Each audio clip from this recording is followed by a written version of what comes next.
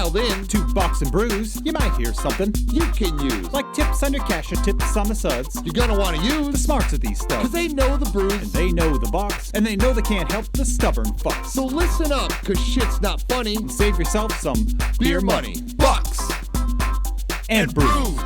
Bucks and Bucks and brews. brews. Bucks and Brews.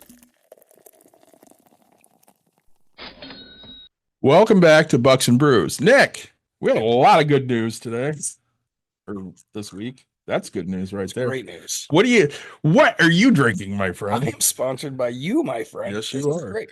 I am drinking garage beer. Really excited to try this. It's a light beer, classic small batch brewed, 4%, 95 calories. So a basic light beer, right? I've never tried it. The garage is always open. So it's really fun. Up here it says open this end, and then a down arrow it says crush to recycle. Which we don't have to do because Yes, so we we- recycle in Michigan. We return. But I say we return them and get 10 cents here. Small batch brewed, so I don't know what they're calling a small batch compared to. Shout out to them because they haven't done nothing nice or negative to us. So Instagram drink garage beer, and yeah. So I say this is Jason and Travis Kelsey. Yeah, they have some piece of this. Oh, do they? Okay. I don't know what piece of it they have, but they have some piece of it because they advertise for them. Okay. So yeah. So I'm excited. Thank you so much. And then You're very welcome. I got the small lime beer. So it's the same thing, garage beer and lime flavor. So I'm having lime right now. Let's see what you think of this. yeah.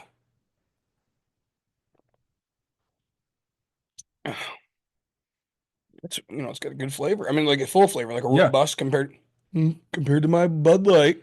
It reminds you of Bud Light though, doesn't it? I mean, right? It's a light It's a beer, light beer. but it's got flavor, right? Yeah. Everybody keeps calling things water, right? No, like I mean, This has more. It's like a better version of Bud Light. honestly, I don't know about a better version, but like it's a different version. I don't want to say about More right? flavored. There you go, right? It's a more robust Yeah. flavor to it. Yeah. Not a light beer I would normally tend to drink on a constant basis. I could see myself drinking a 12 pack of it, but but like Bud Light, I would enjoy drinking all 12. Jeez, I got the hiccups now. But this is a really, really a decent beer. Excellent work, guys. Like $16 for 15 of them. So it's not horrible. It's not $3 more than what Bud Light's gonna right, cost me, but I right? mean, for the difference. Yeah. You say, And again, I like supporting smaller yeah. brewers than I do bigger ones. I'm hoping they're a small brew. I haven't done enough research into them. 4 grams of carbs, which I believe is less than my Bud Light. 95 calories. Again, I think Bud Light's 96. I don't know the exact thing, but really, I mean, honestly, again, it's a robust type of a flavor for a light beer. So, if you haven't tried it, I suggest you do try it. That'd be fun. Yeah, Um, it was way better than I thought it would be when I tried it. yeah. Do they have? So is it just regular? There's Jason right there on the Jason, website. do they have lime and regular? Anything? Lime and regular. Okay. So, again, great light beer. Oh, see, that one says different though, doesn't it? That says 3 grams of carbs, and this can says 4. So they're online. Something's Maybe they've cut back on the grams of carbs. maybe say new batch. Well, they are small batch, so I mean, Yeah. maybe each individual batch has a different type of a thing. So This one says 3. really, and this one says 3. Yeah, but my My regular one says 4. You're right. yeah, that's so. Guys, you either misprinted or you really are a small batch and you're running just a bunch of them, and you're gonna run different carbs in between them. So Definitely not an IPA. It says. definitely not an IPA, right? I mean, it's a light, I'm gonna call it a lager, right? I enjoy it. Thank you. It's again something I could drink most of the day. Yeah, I was really happy with it because again, you're not going to get drunk on this. I mean, eventually you Well, will, right? Well, yeah, a long time. If you drink a 15 of them, you're going to get drunk. But I mean, if you drink 4 or 5 beers, you're just going to be a happy guy. Yeah, so if you're doing normal, regular sitting around drinking beer, They got hats. they do. I might have to get us a sponsor. We'll have to figure out how to reach out to them. We're going to have to. Speaking of sponsorship, David, So we have some news here on Bucks and Brews. We fielded our first sponsorship request Yep. And Nick and I were quite happy about that, weren't we? It was great. You know, I was in the middle of being busy. You're taking things from home. I'm driving down the road talking to a guy, you know, and trying to give, and but yeah, so we met with him. They're gonna send us a little stuff. We're gonna give them some shout outs. So hopefully you'll hear that soon. We've officially, I guess, signed up for something that's gonna come. So really awesome. Congrats to you. Yeah, there'll be a promo code. Please support this brand if you like us. Yeah. Because I mean they're the first ones that have fully believed in us. Yeah. Not just gave us a 6-pack or a growler or something. Right. You know, and it was crazy because, you know, he brought up the fact the same as when we talked to the guy about how long podcasts have been around. And Yeah. you know, we were almost at 5 years. We might be. And Oh, I was actually going to read some of our stats, but keep talking. yeah, like 4 or 5 years, right? We're sitting here doing this, and you know, they're like, oh, most people die out within, you know, the first couple months. They don't keep going. And so he's like, yeah, I seen you guys. And it was really, you know, the one thing that got me in talking to him was the fact that he you know, he's like, yeah, I've listened to some of your stuff. And I was like, we're gonna get along. You and I were both a little worried. We're like, well, I mean, have you listened to our show? And he's like, well, the funny thing was he acted worried. He's like, well, if, you know, and we'll get into that. You'll hear some pitch, and we're like,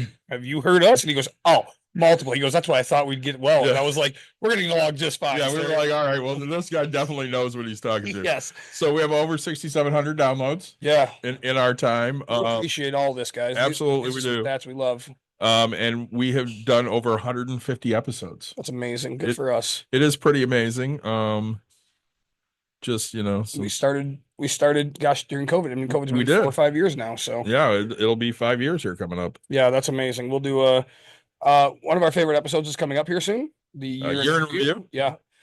So you know, catch with us for that, and we'll talk about some of the beers we've had throughout the time, what we like, best episodes, of course. Absolutely. You know, hopefully this gives us a little drive to keep going for you guys a little bit more. I saw that Listen Money Matters is coming back. Did you see that? I didn't see that they're coming back. I seen that they keep putting little feelers out and things. They said they're coming back. Good. I like them. Yeah, great guys. I mean, right, to be honest, it started me in this, and then they kind of fell off, and I was like, well, somebody has to replace them. Sure, we haven't done all the editing and all the greatness they've done, but they're way more polished than we are. Yeah, 110%. But they put way more money into it than we do. Absolutely. But I love it, you know. So, but I think I spend upwards of $400 to $500 a year. Oh, geez. Like I got to do and it's on like the LLC renewal and the website and you know, stuff like that. The hosting site for the, you know, Podbean.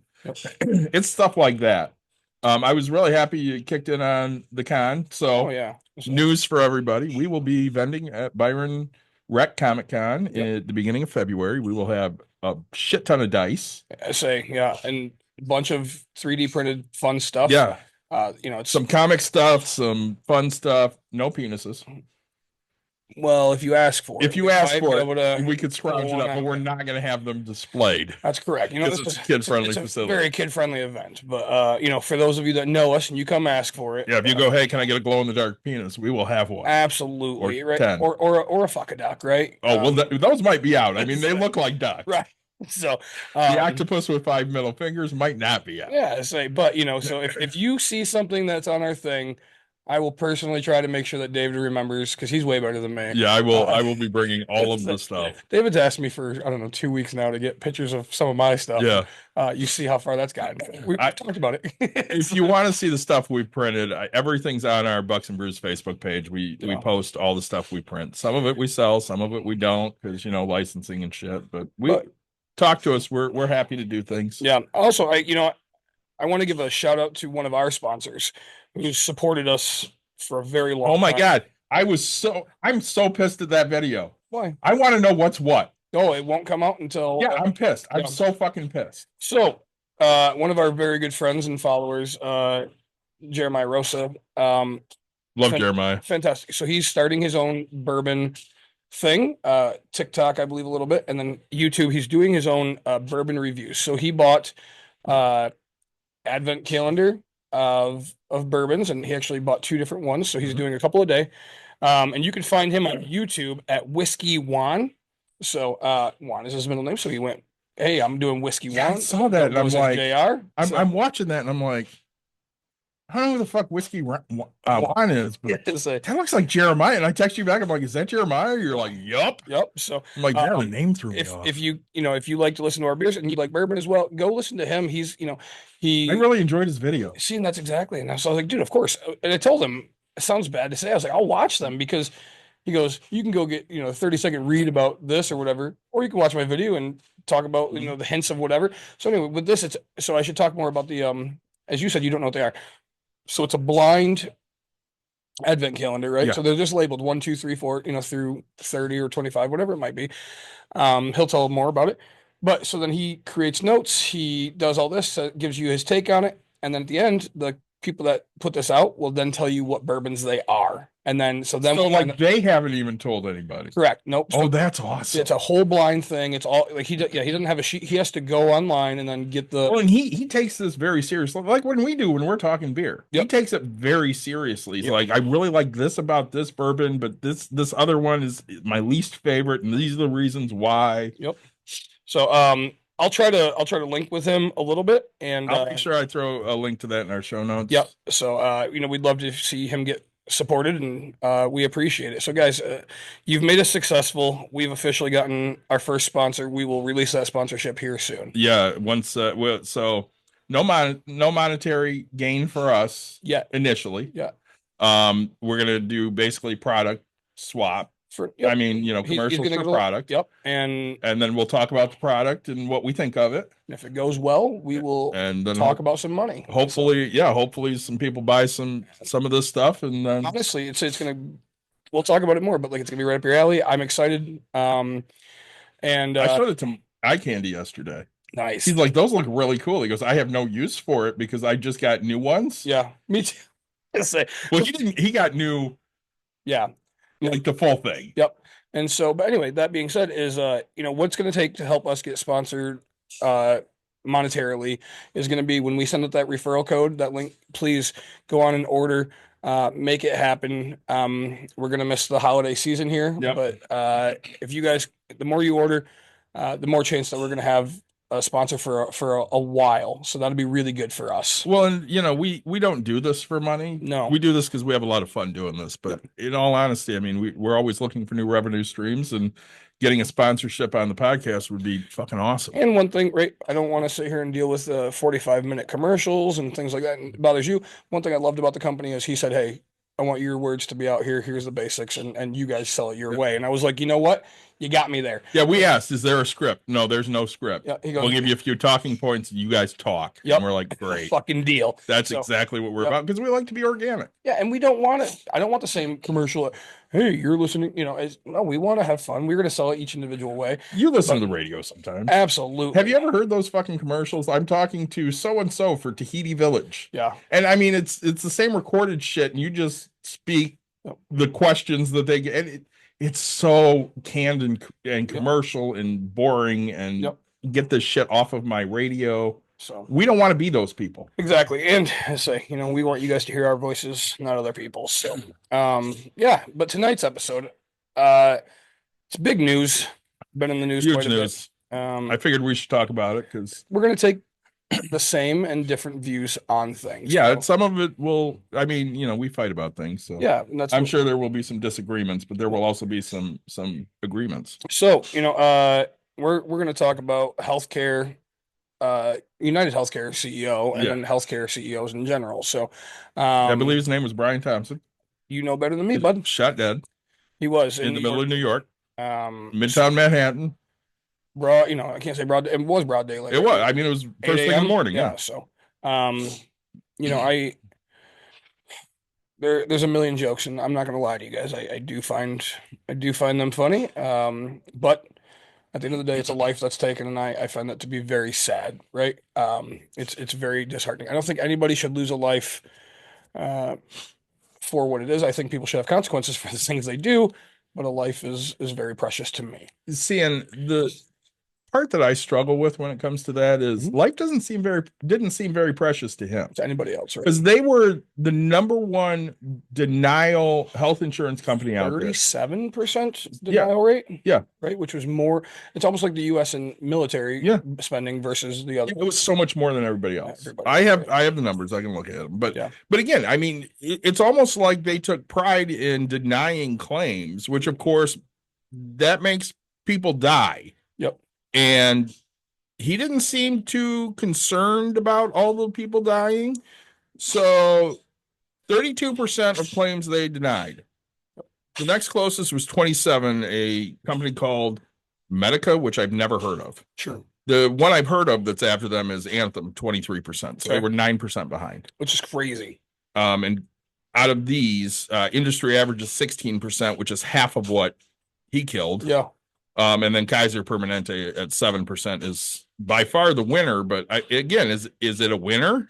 Right. I mean, you're still denying, but sure. The problem is there's some out there that probably could be denied, right? Well, absolutely. But at the same time, you and I both know how these fucking denials go. So like, just speaking personally, I had an issue today. So Dawn has to go to physical therapy for an issue with her neck that the insurance company, which fuck the insurance full company. Disclosure, I work for them. Yep. Requires that you do 10 physical therapy visits before they will actually give you something that will help her problem. Well, and that's it, right? Because the doctor knows. Yep. He's. I don't want to say 100%, but he's almost positive that it's not. That PT is not going to help. He knows that this is the issue. Doctor said we're going to send you to PT because we have to. Yep. There's a slim chance it could work. I hope it works, but it probably won't. And when it doesn't work, he knows that the 100% chance is if he goes and does this, right? Once it fails, we can then do this instead. Yep. I don't remember if it was shots or surgery or what. It doesn't matter.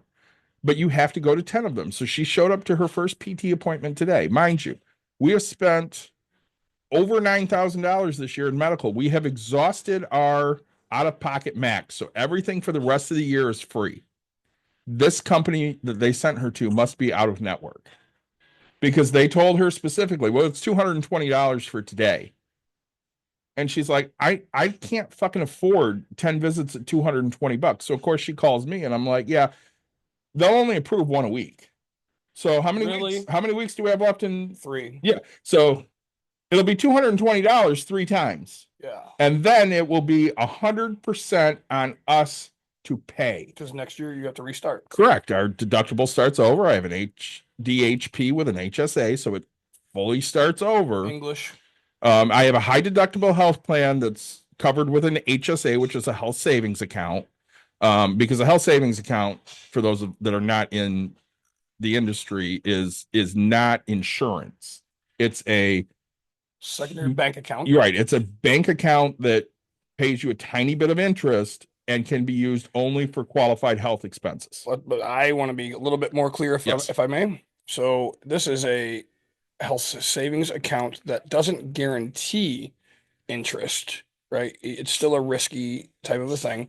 I mean, their interest is similar to a savings account, so you're not going to lose money on it, but you're not necessarily going to gain money on it. And right, because it's not guaranteed interest type of a thing, right? Yeah, it pays like somewhere between 0.1 or 0.01 and 0.05%. I mean, literally, you're not making shit. But the thing with it is, it's pre-taxed dollars. Correct. So you're not. So if you make $500 a week and you put $50 towards it, you technically made $450 that week, and you're taxed on that $450. Correct. According to the government. So we're not. This isn't a healthcare episode necessarily about that. But you go back to our healthcare episode, we talked about that in depth into every plan and everything like that. We might reiterate, or we might do another one of those because it's becoming that time of the year. So it really is. So basically, she's going to spend minimum $2,200, probably maximum $7 or $8 grand. Yep. You're reaching your deductible again next 100%. We'll hit our deductible immediately, and we'll spend most of our out-of-pocket max immediately as well. And she's like, no, I'm not fucking paying that. That's ridiculous. Yep. So she messaged out to the doctor. She goes, I'm not fucking paying that. You need to send me to somebody in network. And if it's somebody in network, I will consider it. And then of course, her and I had a big fight today Yeah. because she goes, well, what do you mean next year we're on the hook for all of it? I'm like, we have an HSA. This is how it fucking works. She goes, I thought you were getting off of that. Yeah, I can get off of that and we can spend more money on the straight HMO because by the time all is said and done, we're going to spend $1,000 more being on the other plan.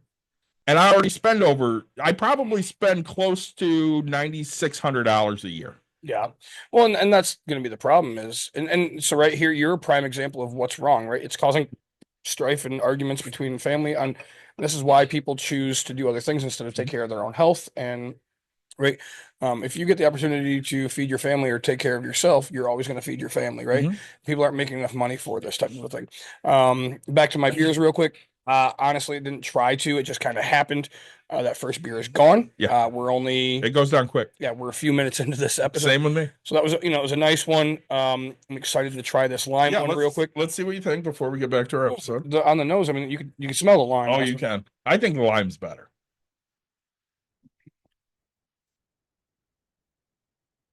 I think the regular's better. You like the regular better? I'm glad because I gave you 2 regulars and 1 lime, and I took 2 limes and 1 regular. I like to add lime to my beer. I don't like that amount of lime in my beer. If that makes a little too much lime for you?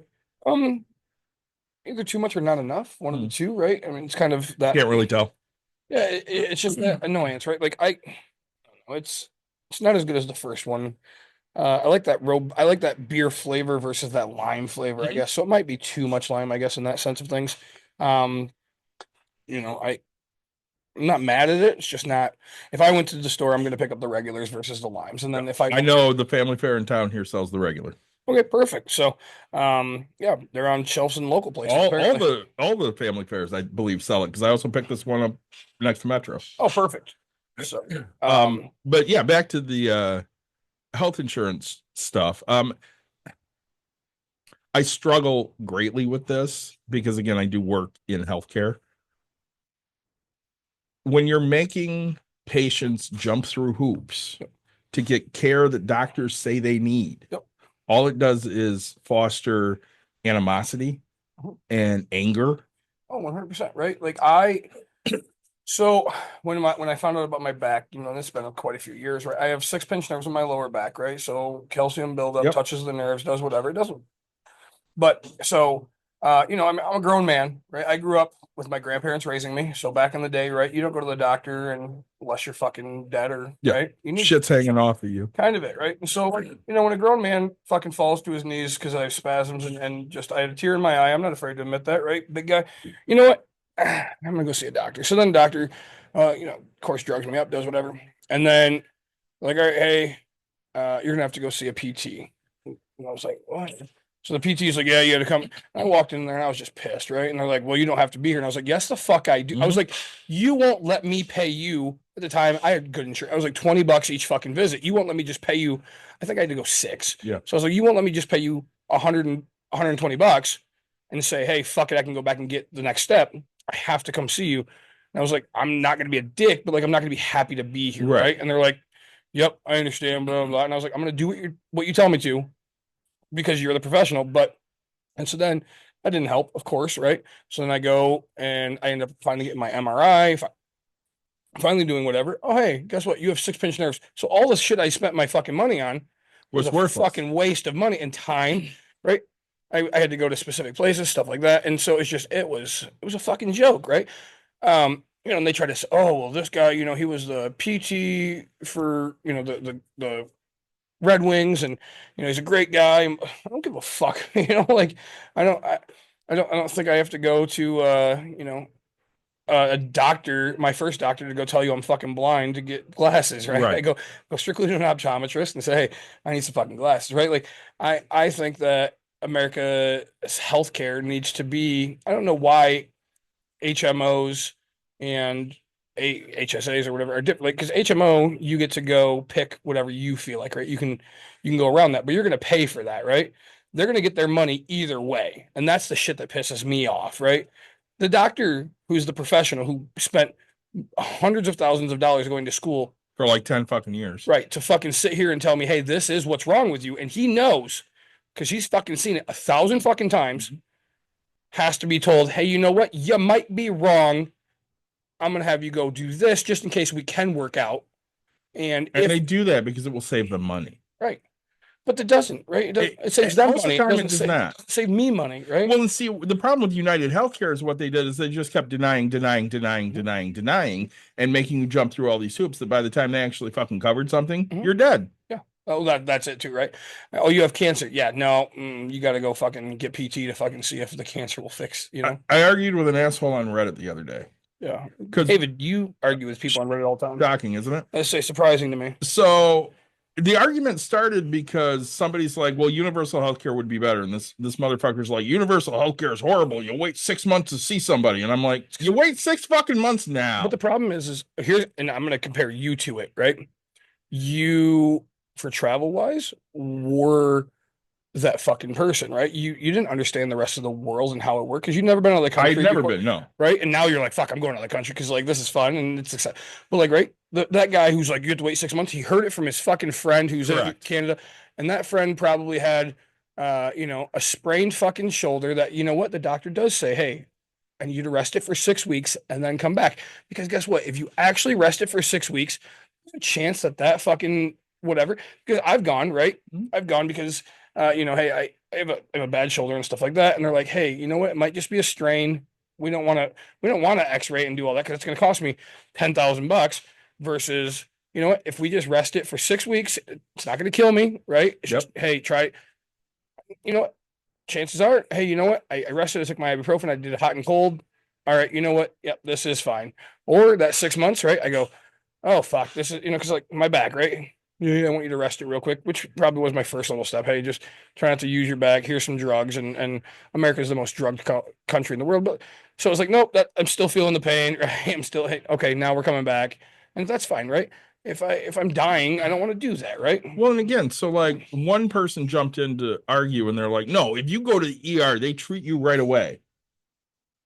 The fuck they do. So most ERs don't, right? No, what they do is they say, what are your symptoms? You tell them your symptoms and they treat whatever that is to get you the fuck out of there. Well, but that's what they're supposed to do. I understand that. Right. But sometimes you need to be admitted because it's worse than whatever the fuck is going on. So I did this. I tried to die. I almost died in the spring of 2021.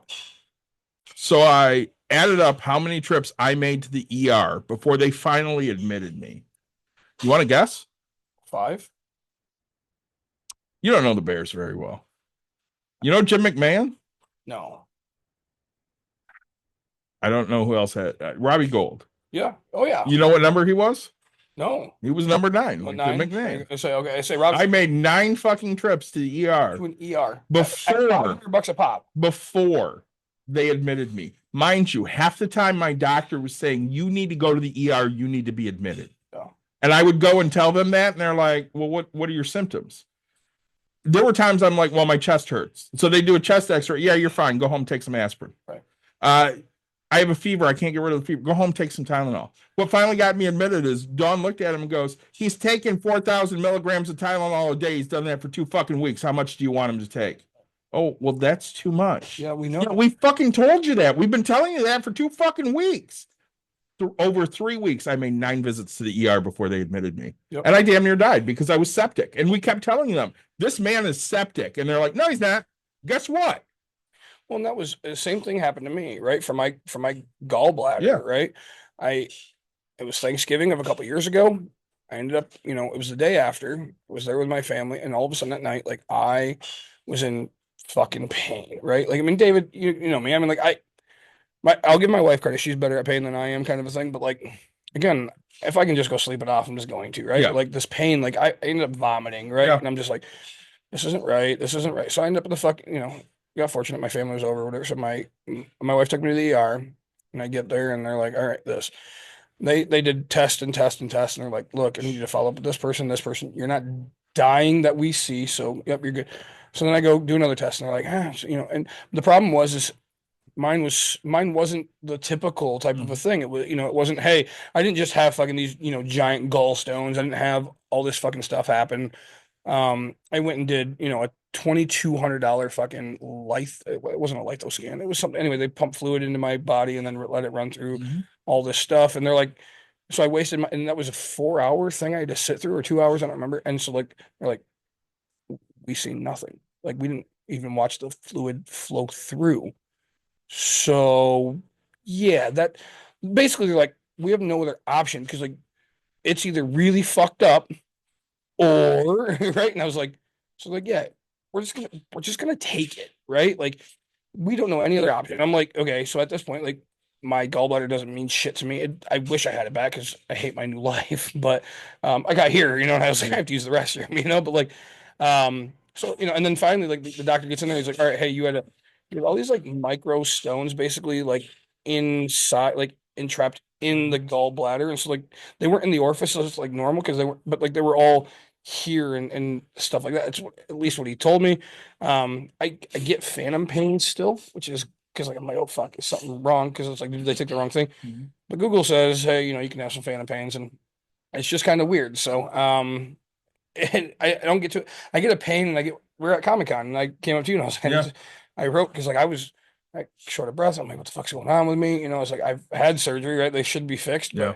but so maybe they took the wrong thing, and who the fuck knows? But I mean, I'm drinking beer, but it could be a liver, right? Like it could be something, but they said everything else looks good on thing. You can't open a body and see that it's gone, right? Like it's not a bruise that you can sit here and go, oh, you got hit there, right? Right. Like so, um, yeah. So again, the healthcare system, and they deny things for stupid shit. So Well, they do it because they want to save money. exactly. And at the end of the day, again, like the company I work for is not publicly traded.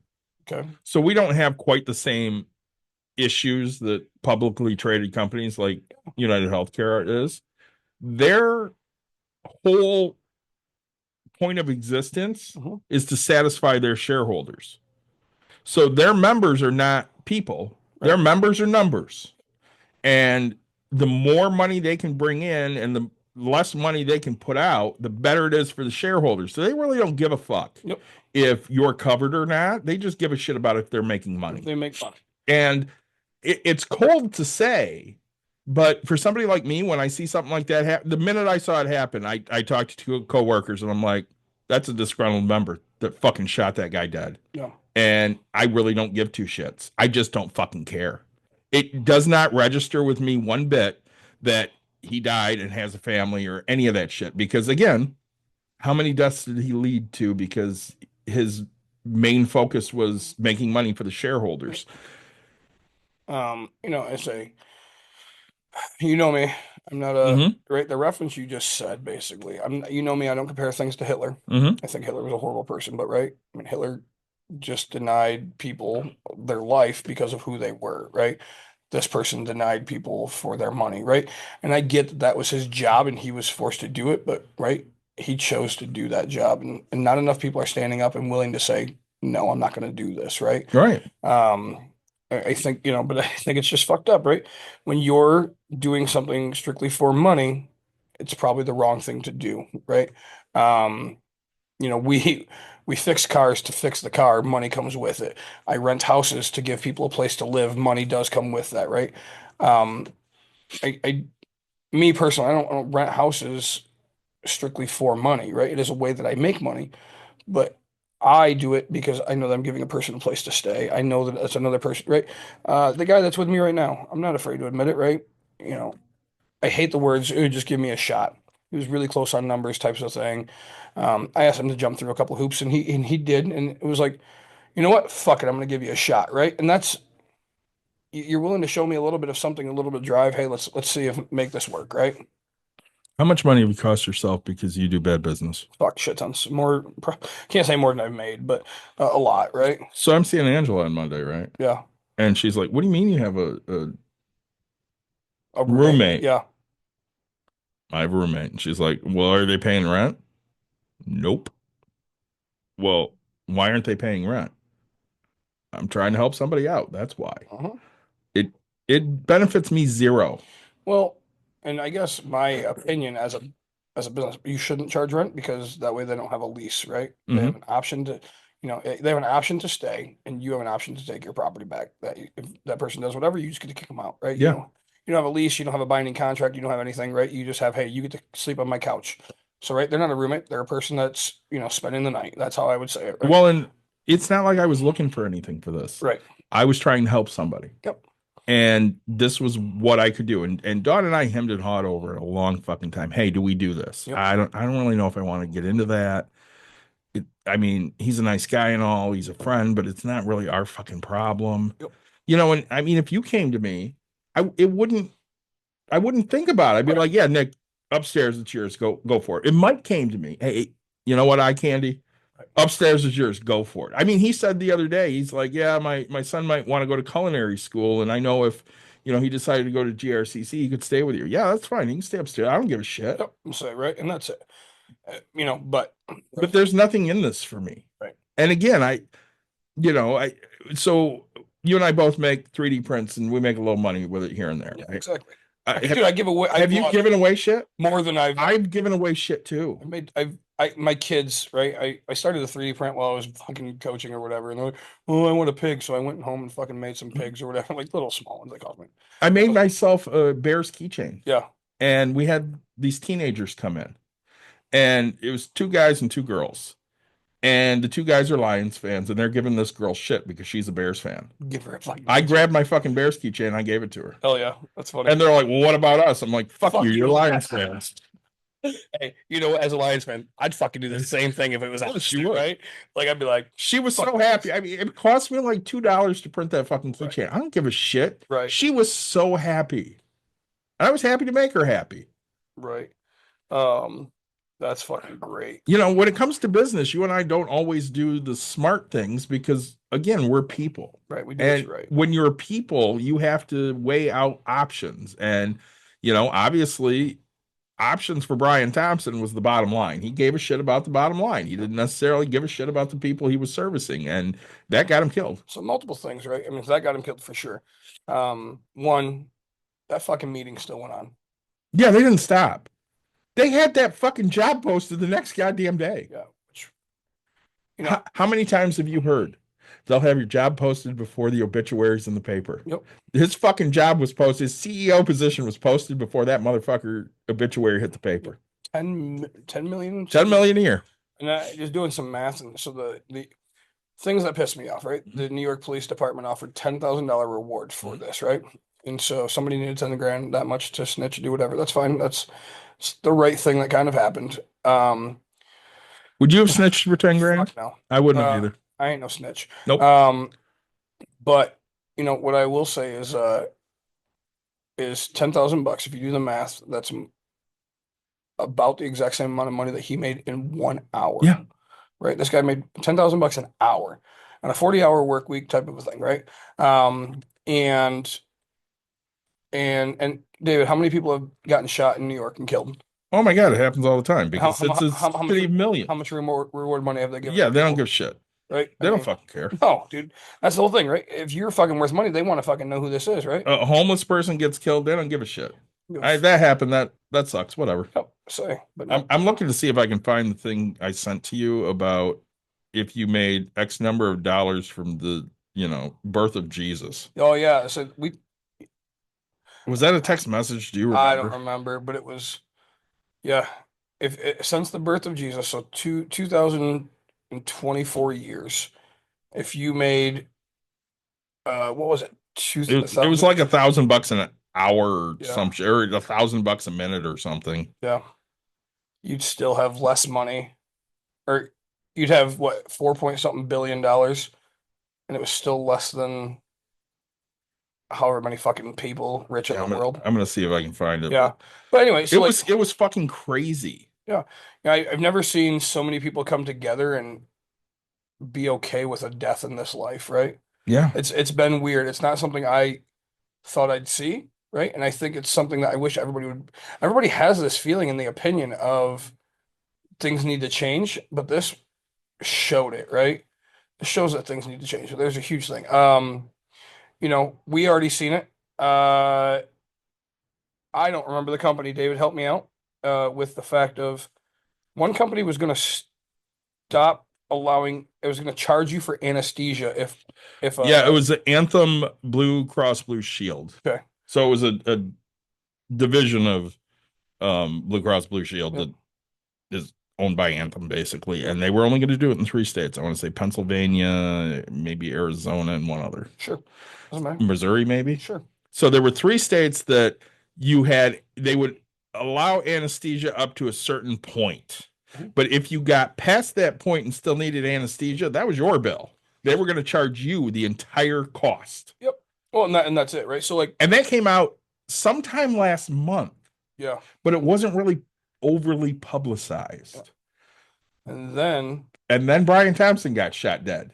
And then everybody heard about Anthem's new we're going to charge you for anesthesia. And everybody lost their motherfucking mind. Yep.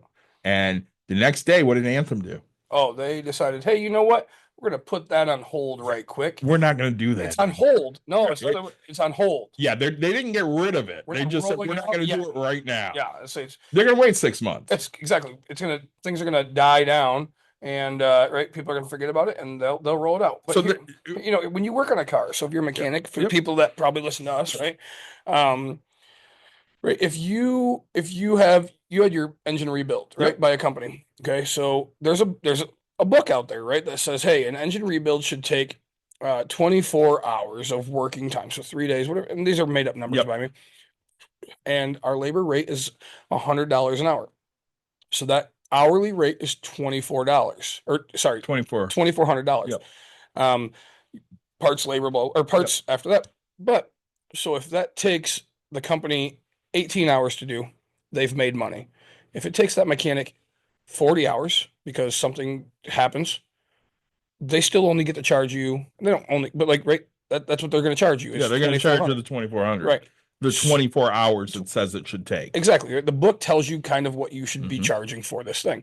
And, you know, so that company eats the cost of whatever it is. But that's why it's built that way. So like this person is saying, hey, knee surgery should take 6 hours.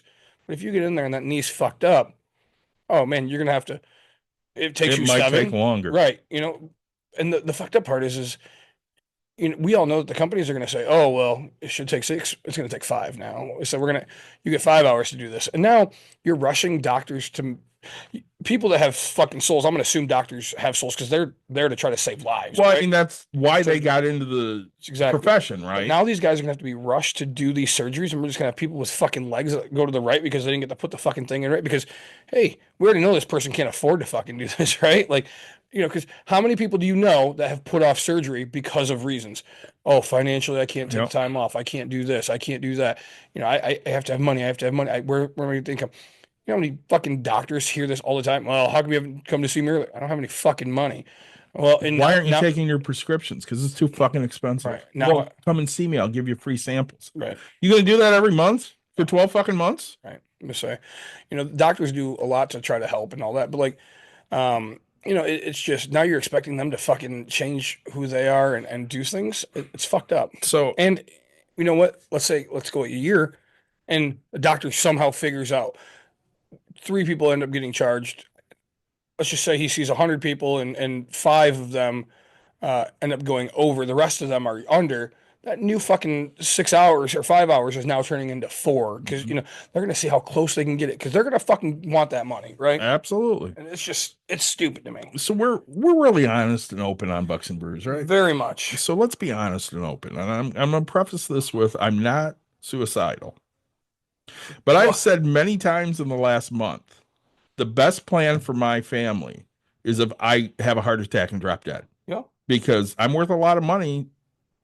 Life insurance wise, if I die while I'm at my company.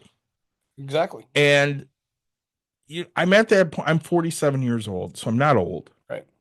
You know, I'm very much middle-aged, but a lot of this just seems like fucking work and work that I don't necessarily want to do. And I could make life so much better for my wife and daughter if I just dropped dead. Yeah, I mean, and that's sad, right? Because it's so fucking sad. But and they get pissed when I say those things. But I'm not saying it because I want to die. I'm saying it because it's fucking reality. And that's the fucked up, right? I think that quite often. I'm like, man, I have life insurance on me or whatever, so I'm worth more dead than I am alive. That's always going to be a fact, right? So, but I then have to remind myself that I'm not done to my potential in reaching the amount of money that I can make. So I need to go keep making more. But even if after I make more, I'm still worth more dead than I am alive. Right? 100%. So it's just fucked up. But like, so without me, my wife doesn't get the opportunity to make more money. So I just Well, they get robbed of us Right. and time with us, and we don't value us though. we don't. Just say we need to value us more. We should, but unfortunately, you and I see each other as monetary instruments. Yeah. Like my worth is how much money can I provide to my family? That's my worth. That's my superpower. How do you make your family's life better? I pay for shit. That's my superpower. Right. I pay for experiences. I pay for things. I do. Yeah. I come up with ideas of where to go, but that costs money to do that. Right. And it's never fucking free. Right. And every time you turn around, you have to find more money to come up with things. And it not necessarily is it fun shit. Right. It can be fucking medical bills. You know, my daughter has a $2,700 fucking ambulance bill. Yeah, it's crazy. And, you know, unfortunately, if my wife could have carried her up the fucking stairs, she wouldn't have had an ambulance bill, but my wife couldn't carry her up the fucking stairs. So unfortunately, the ambulance came and it's $2,700 plus dollars. Who the fuck's gonna pay that? She doesn't have that money. Right. Okay, she has that money. She shouldn't have to have If she starts cashing in her retirement shit. Right. I don't want her to have that money. Nope. So I'll fucking pay it, whatever. Who it was? I was sitting with friends of mine. I think we talked about it, but and you know, she's like, "Hey, so we were into a little bit of debt and this and that." And I was talking to people at work, and they've been taking money out of their 401k to just pay for this. And I was like, "Nope, this conversation's done. Like that's something you will not do."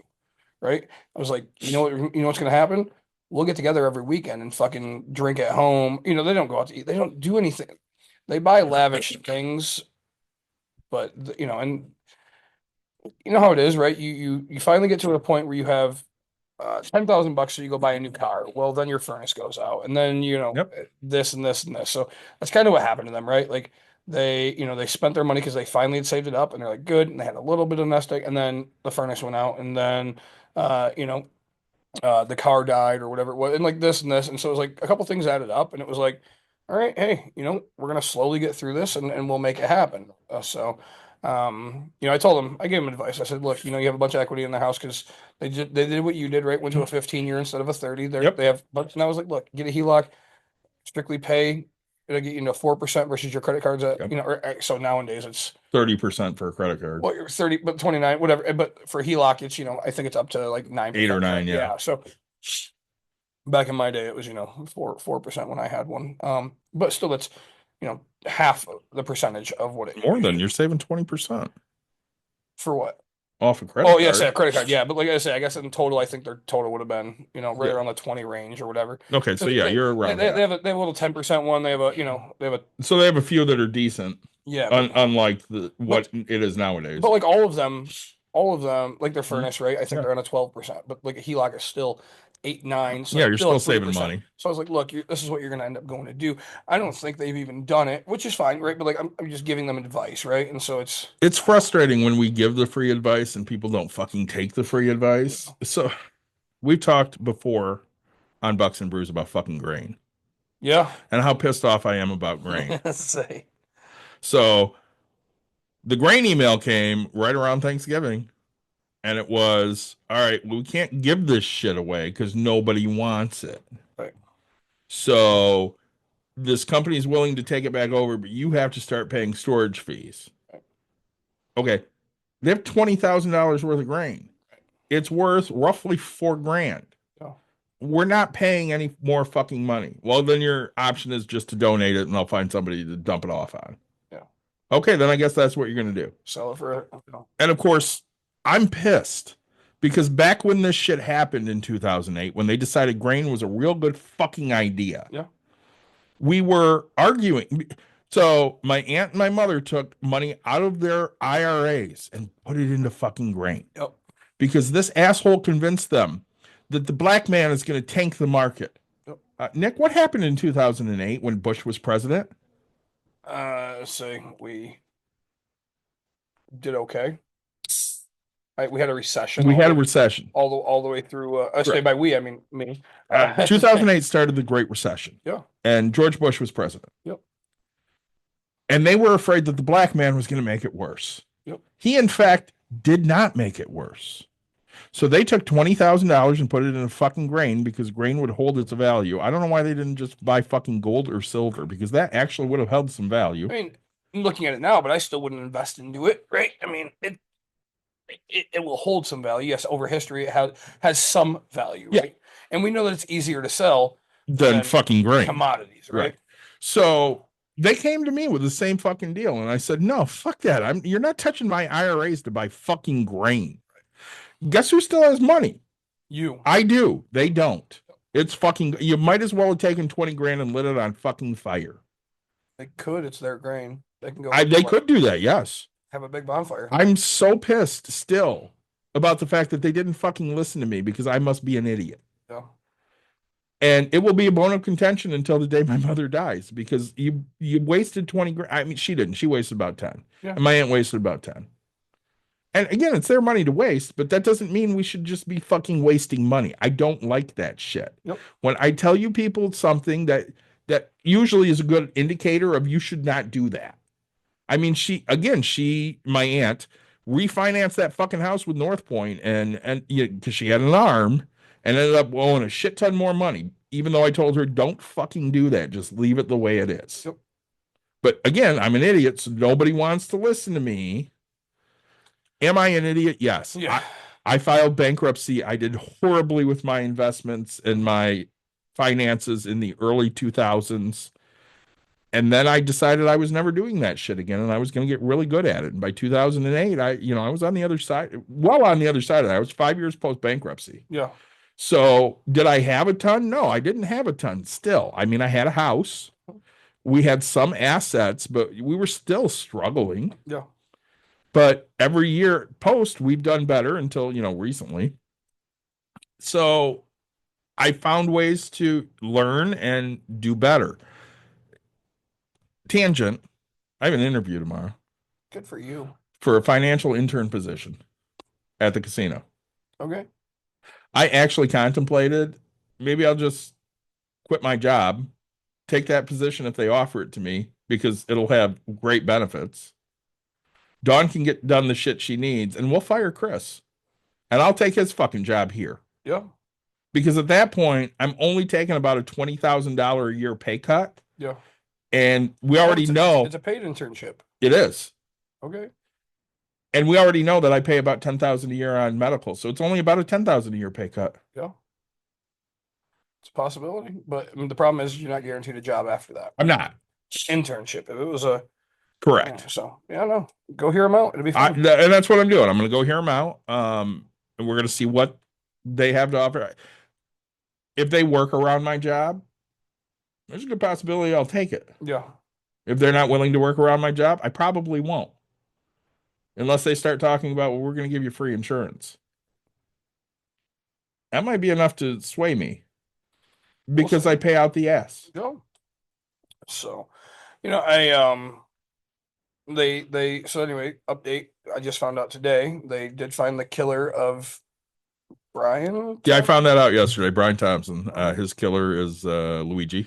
No, sir. You should watch what you say. Sorry. His accused killer is Mario. He's not convicted. I want to be on that fucking jury. This is America. We are innocent until proven. Put me on that fucking jury. I did find out though that supposedly he 3D printed. The weapon that killed him was a 3D printed Glock. Yeah. So with a 3D printed silencer.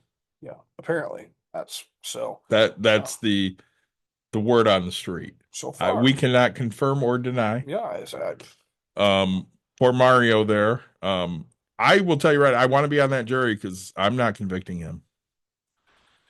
I convict him if he did it. I would have a real hard time. So that's why you wouldn't get selected for jury. I would convict him if he. Goddamn right, I would. So you're goddamn right, I did. But no, I mean it's just if the preponderance of evidence shows he's guilty, what say you? Not guilty. But I don't know. My favorite things that are coming out right now. Burger King talking their shit, right? Yep. We don't snitch. Say, I don't know. I sent you. Oh, Snitches end up in ditches. I sent you the one right before we hopped on Yeah. here. Some random company in New York was like, it's impossible that he did it because He was working with us. yeah, he was Serving soup, or wasn't volunteering it? at a community Soup event kitchen? or something, Yeah. and it's just him supposedly photoshopped Yeah. into this I photo. don't think it was photoshopped. I think it was really there. I think he was there, right? I mean, but so I'm excited to see how many people come up with, hey, he was at family dinner, right? Say time stamped and shit, or family breakfast, I guess, right? So we'll see, but Is it horrible somebody lost their life? Sure. absolutely, It absolutely right. is. I mean, car crashes and all this is right, but Is I always say it takes something catastrophic to make catastrophic difference, right? The World Trade Center, right? Yeah.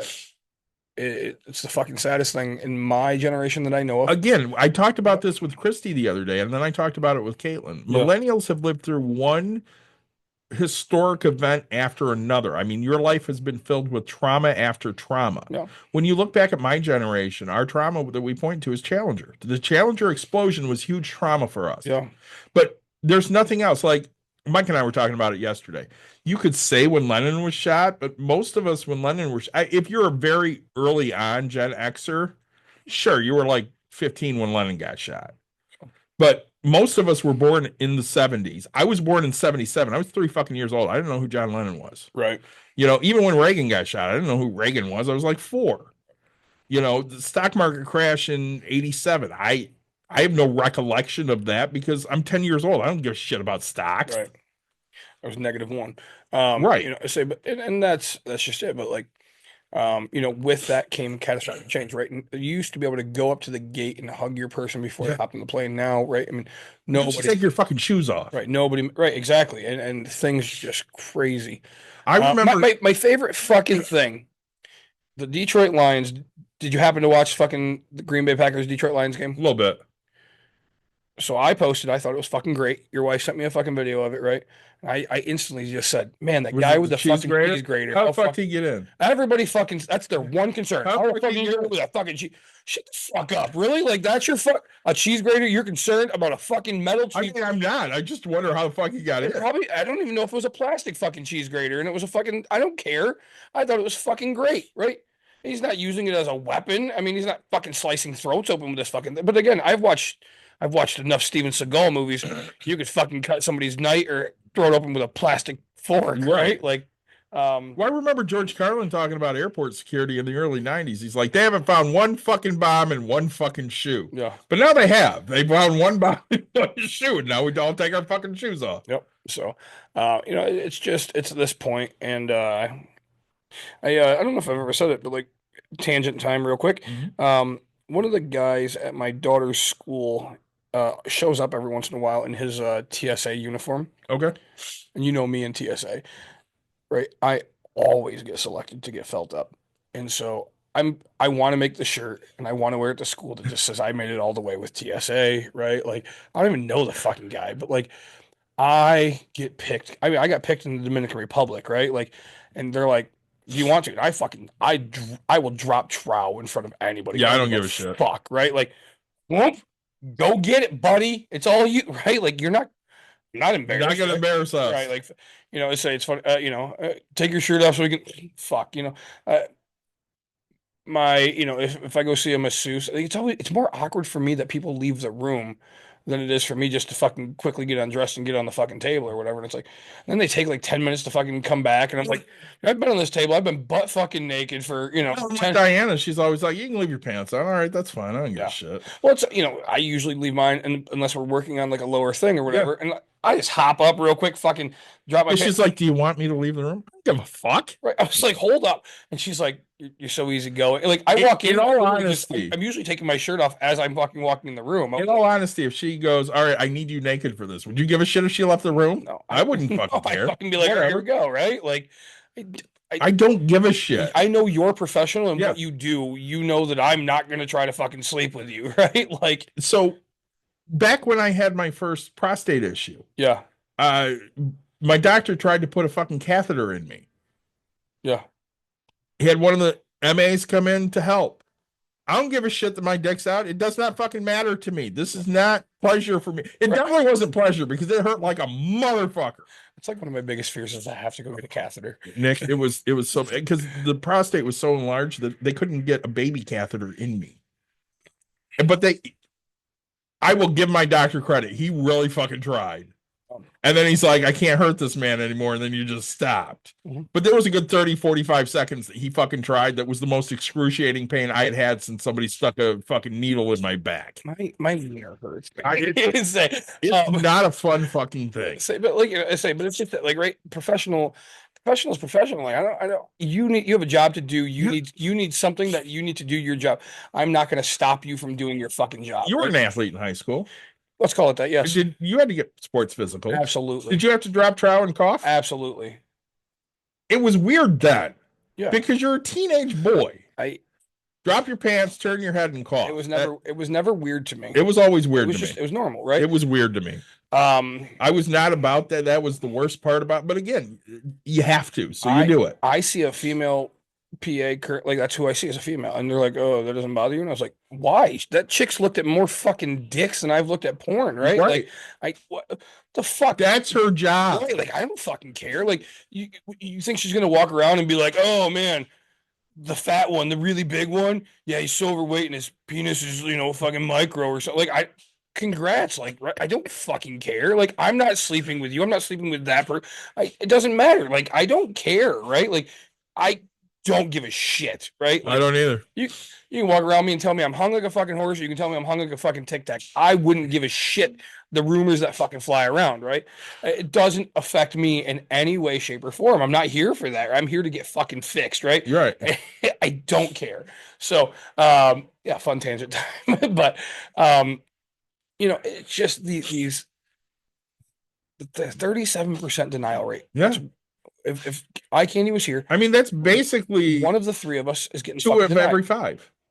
Yeah, I mean, right, one third, right? I mean, it's over 1/3. It is close, yeah, but yeah, so it's almost 1 in every, or 2 in every 5. 2 in every 5, yeah, which is stupid, right? I mean, it's just.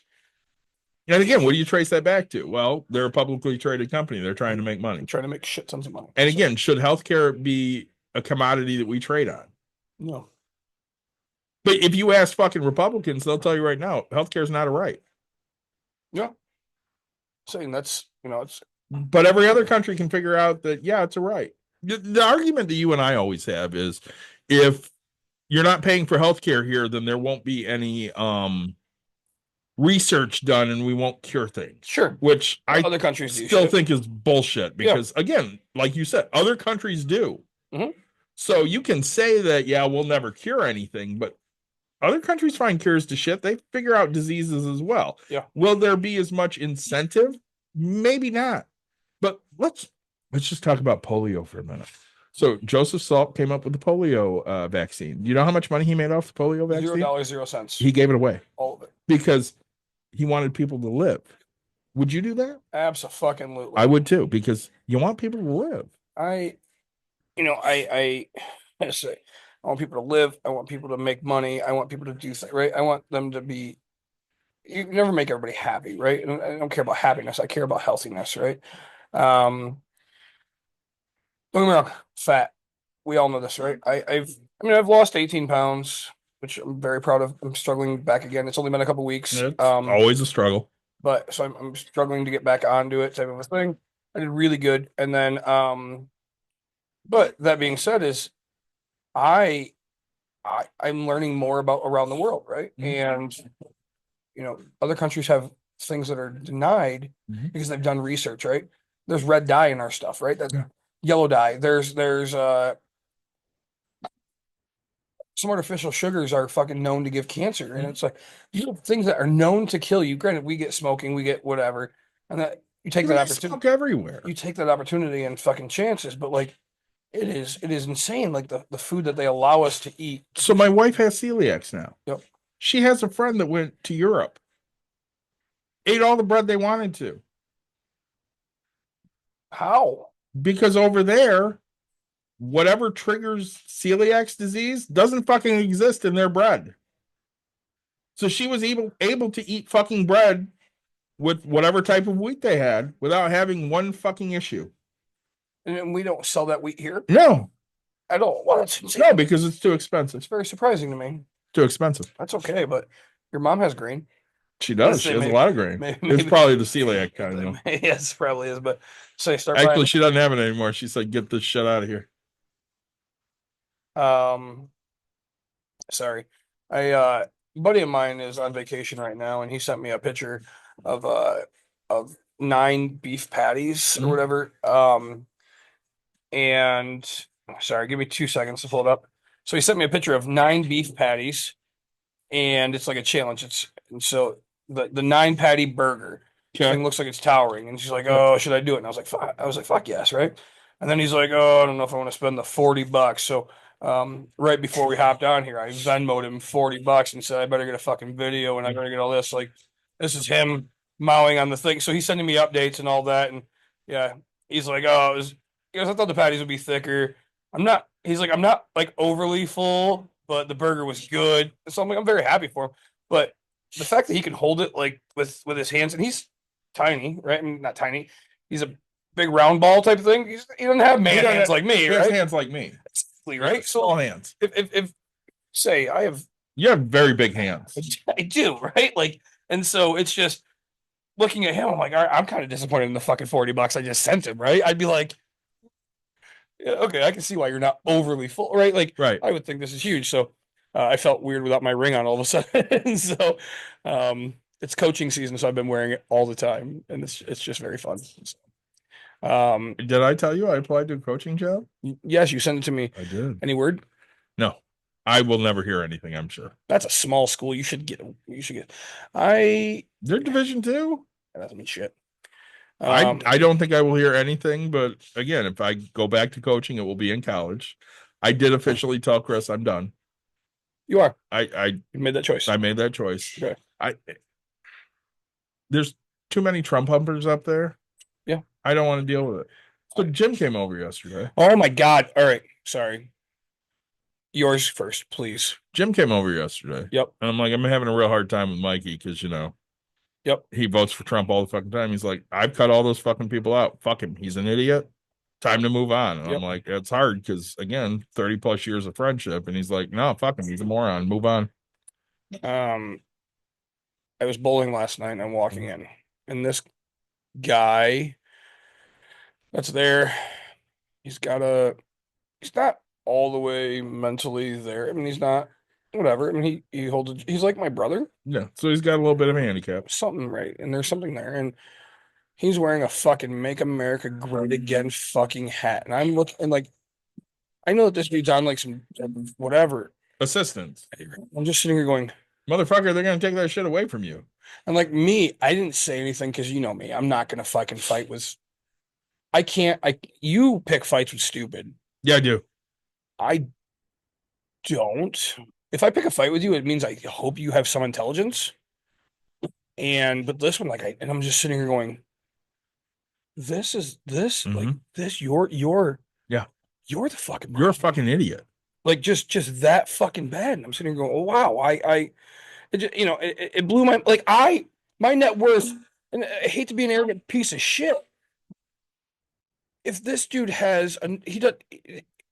there's times he can't even pay the fucking $14 to bowl. Yeah.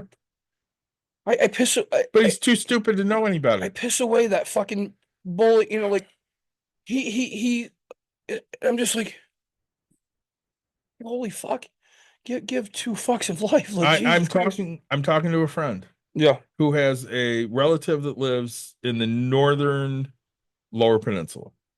Yeah. In the middle of nowhere. Yeah, like Alpena area type thing. Sure. Yep. So. And they work with the government. Okay. And people come in all the time because they're on government assistance.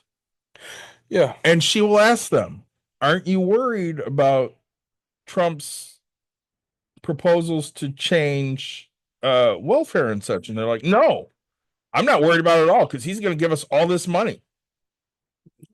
And they're adamant that he's going to take care of get this fucking windfall of money from Trump. Motherfucker, he don't care about you at all. You ain't getting shit. At all. You're going to be fucking lucky if you get anything.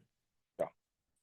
But again, they're so it's so ingrained in them that somehow he's going to take care of them when he doesn't give two fucking shits about them. He ain't doing shit for them. Yep. And that's, I mean, again, it's hard because politically I've taken a different side of things. And, Walt never listens to this, and that's fine. I respect Walt and I like Walt.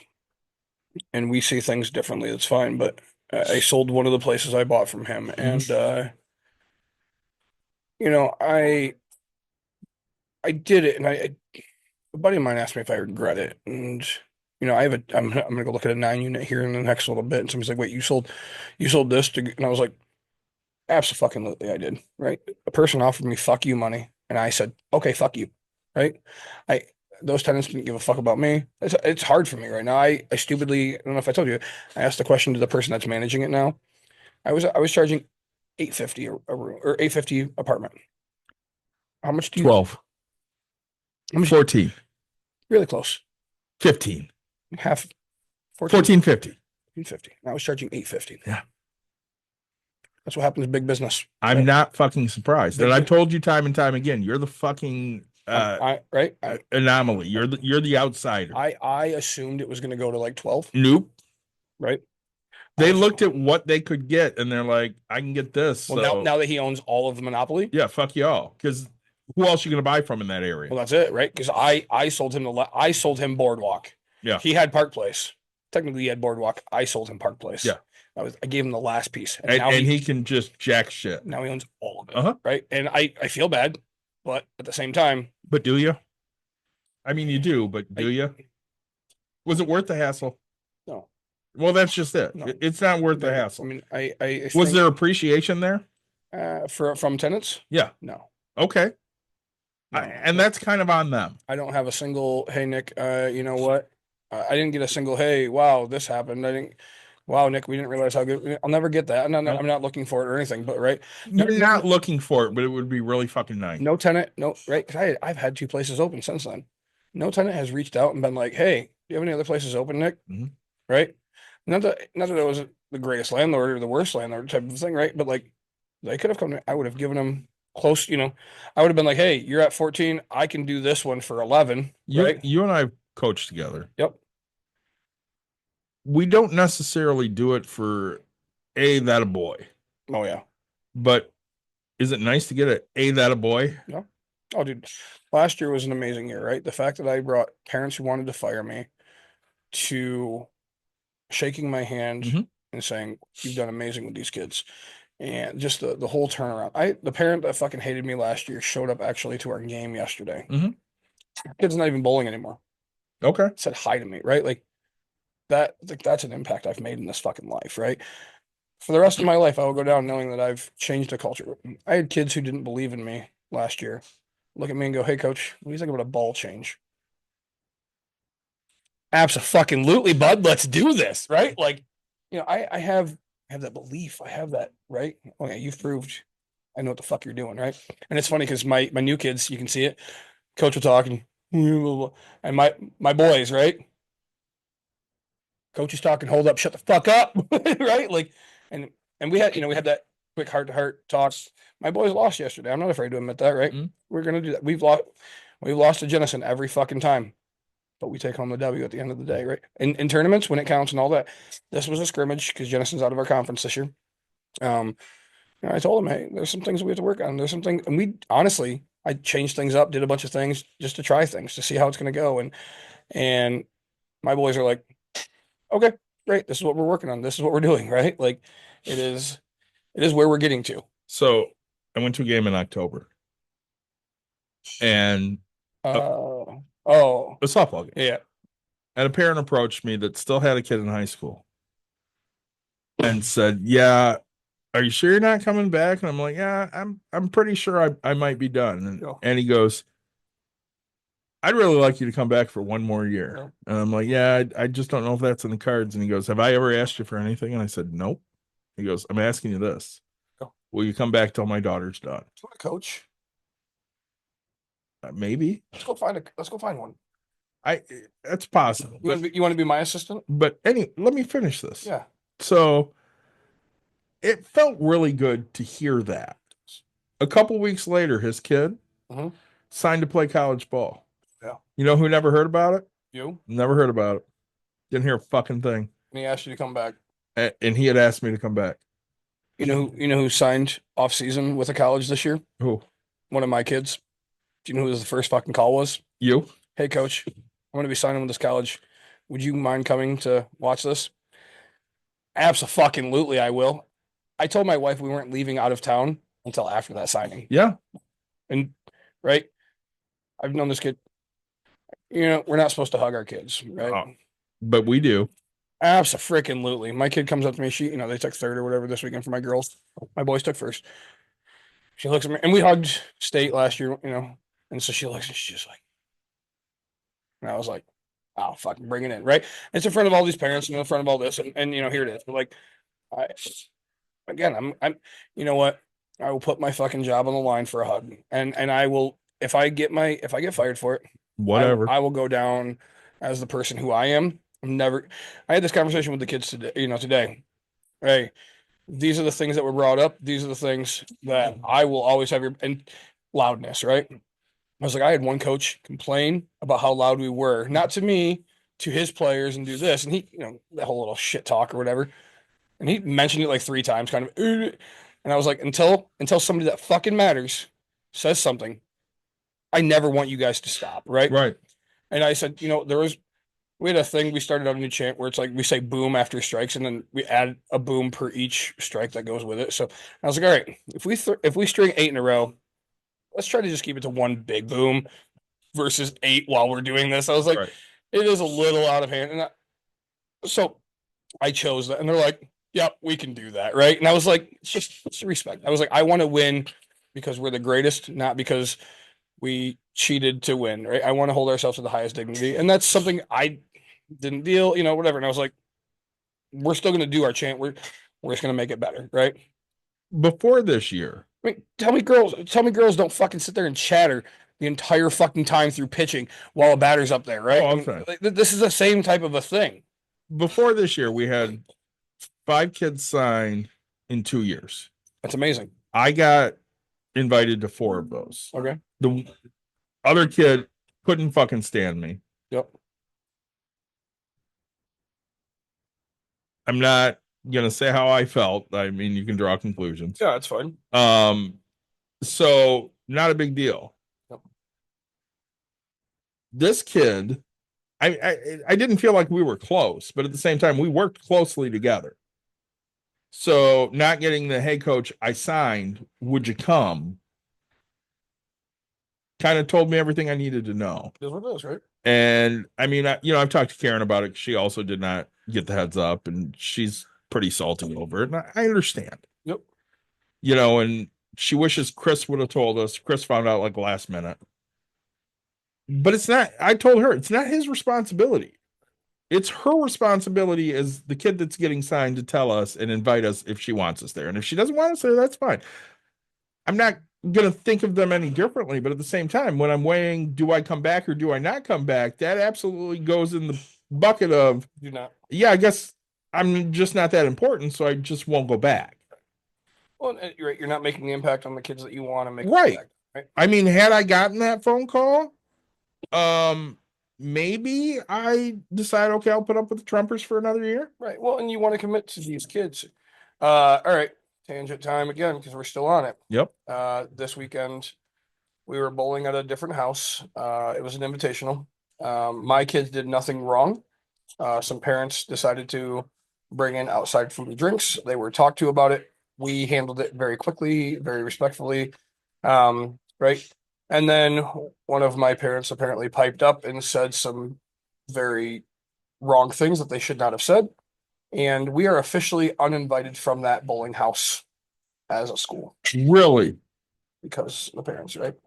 And so that sucks. Yeah, right. And granted, I bowl there on Monday nights, and I've known that family for a very long time. And I went in there and deeply apologized because as of right now, we are uninvited from that tournament. We've won now 2 years in a row. Oh, that sucks. And so I'm trying to mend things so I can come back next year. Well, yeah, right? Because I don't want to take it out on these kids. right? Well, it's not the kid's fault. Right. It's fucking parents' fault. But how many times can you point to it's the parents' fucking fault? Right. But and it's just, I'm sitting here trying to fix something that's not my problem. Yeah. Right. But as I said, I sent out an email, right, that says we represent this. This is who we are. This is how I will carry this team. I expect nothing but the best from all of you as well. So, I said it in a very nice, respectful way. Mhm. But again, Coach Nick will fight anybody, and I will do it for the right reasons. But I will not do it if you're disrespectful, right? I tell my daughter this all the time, right? I will have your back. Daddy will do it. But if you were in the wrong, you need to step up and say, I fucked up, right? Because we all do. We all fuck up. Right? I think I dropped 2 swear words in front of these kids today. They kind of like little laugh or whatever. But that's not who, this is who we're going to be, right? Mm-hmm. We're going to carry ourselves to the best of our possible abilities. Absolutely. So, sorry, we want to talk about the economy. So, a lot of economists are very worried about what's coming in the future here with Trump tariffs and all. And we talked about tariffs on one of our previous episodes, 2 episodes ago now. But there's a lot of economic indicators pointing to this could be worse than the Great Recession in 2008. It could be on par with the Great Depression in 1929. Oh, it's rough. And I mean, there are a lot of indicators that point to those things. So the job market sucks so badly right now. And a lot of people talk about that real quick. Well, and a lot of people are like, well, it's end of year and that's why it sucks so bad. No, it's sucked for the last 4 or 5 months. Well, it's been longer than that. Probably. We've been hearing about this job market for a long time. A lot of jobs out there they're not really hiring for those positions. Well, that's it, right? I think middle management got cut. Right. And so they took 100 middle management positions. They said, hey, we can get rid of 50%. And then they're sorry, there's some tinking. So, and then they're going, okay, hey, you now have double the responsibility. And people are like, well, I still need my job. Fuck those people, right? Because people don't care about other people. Right. That's why unions are good. But so then these people are like, oh, I'm trying to go find an HR position. You were making 150. Guess what? They had a person making, you were making 100. They had a person making 50. They gave them 10 grand. So they're at 60. They're happier than shit because they got 10,000. You're only going to go find that $50,000 entry, maybe 60,000. Like you're going to take a huge pay cut if you want a position. Companies know they have to pick a litter because there's so many people that got fired. And so now they're going to go, who can we get that's good? Because the good ones got cut because they're getting paid the most. What's the cheapest you'll take? My daughter took a $9 an hour pay cut. $9. And again, she bailed them out of a lot of things. But at the end of the day, the owner was basically like, well, you really want to get a job in your field, so we're just going to be done with you at the end of the year. And, my daughter's nice. She's not me. Yep. So she ended up. It was my first answer. I mean, your first answer was find a roommate. No, my first answer about the fucking job. Oh, yeah. Fuck it. Yeah. Just don't show up.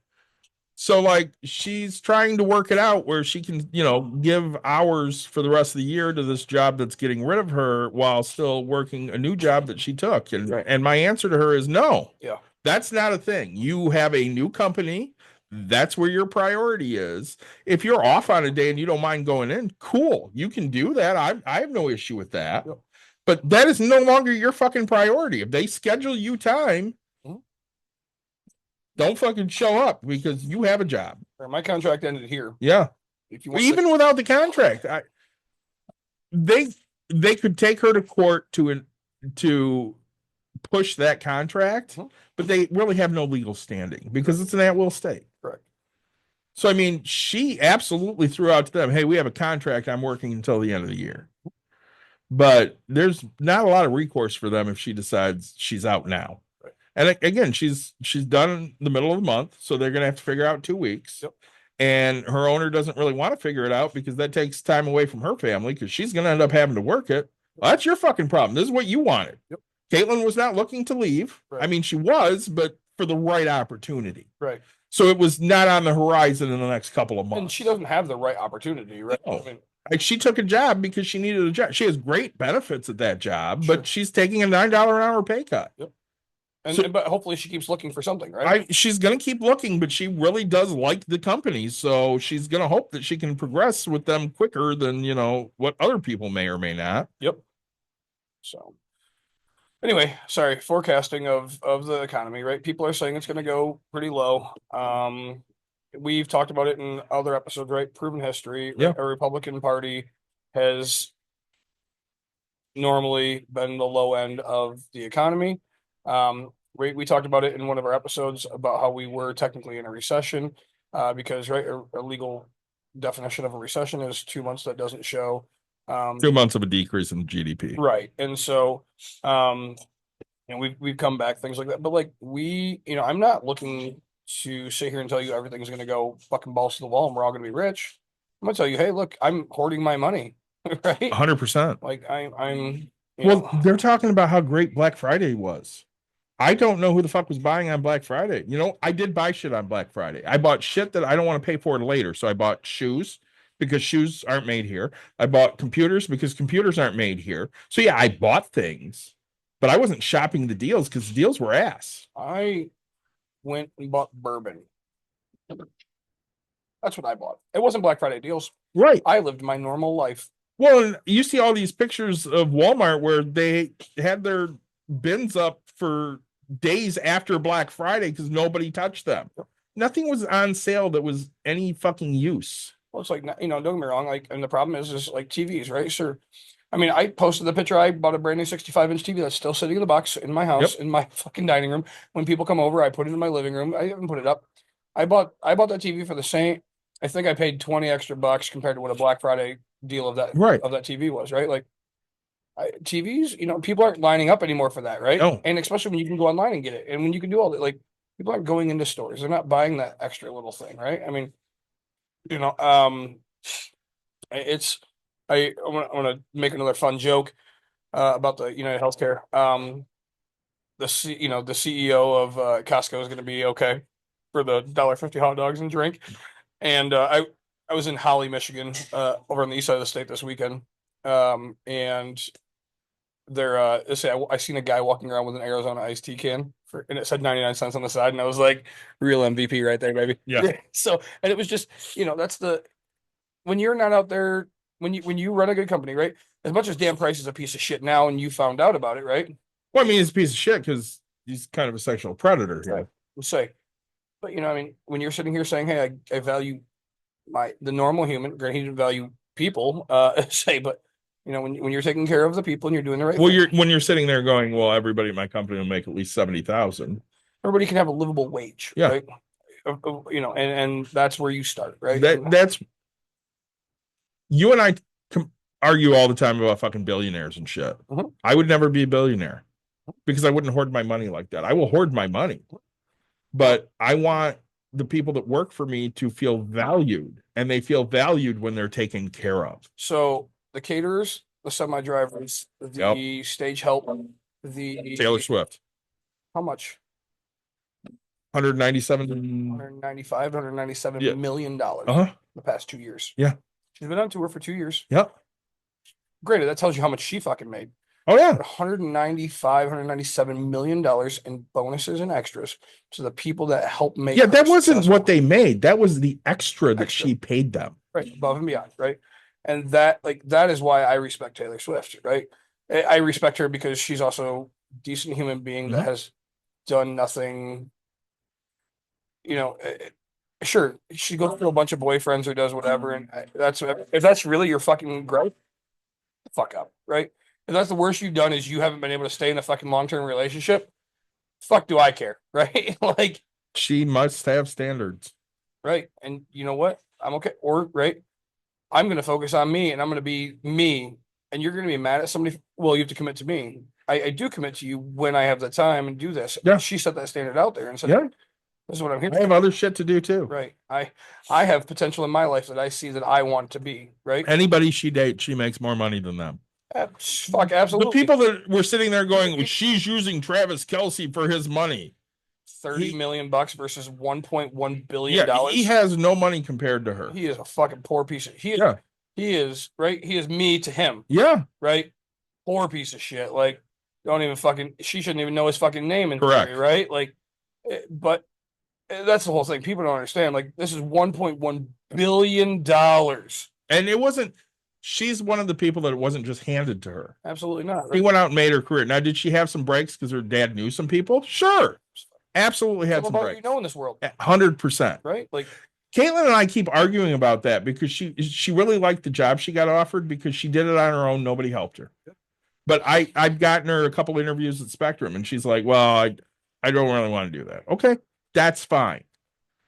But to her, it's, I did it on my own. Nobody helped me. Great. I got the job at Priority because when I walked in there, I killed on the fucking typing test and the 10 key test, and I had a computer background. She didn't hire me for the job I was getting. She hired me for the skills that I had. You know, Christy got in there because her mom worked there. It wasn't because of what she could do. It was, oh, her mom works here, so we're going to hire her. Right. So if she's as good as her mom, then right. You would assume, and this is how I look at it, right? You know, I always gave priority to tenants who were good tenants who referred correct tenants, because why? I know that you associate yourself with good people, right? You're going to tell them, hey, what this have is the you standard. Always said about people? You are the average of what you surround yourself with. Yeah. Right? How many people?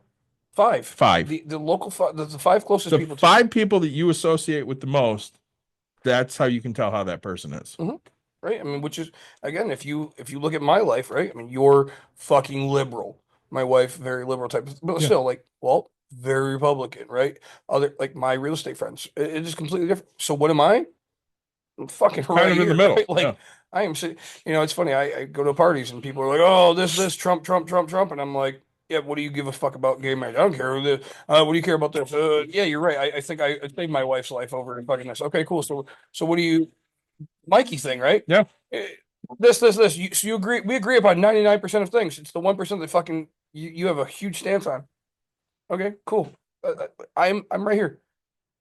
Again, we talked about it in our political episode. If we all actually voted the way we believe, I believe a libertarian would fucking win. The problem is it would take all of us, right? Yeah.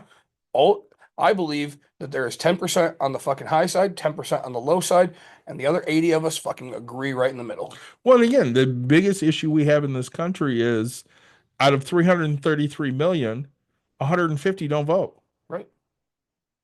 It's stupid.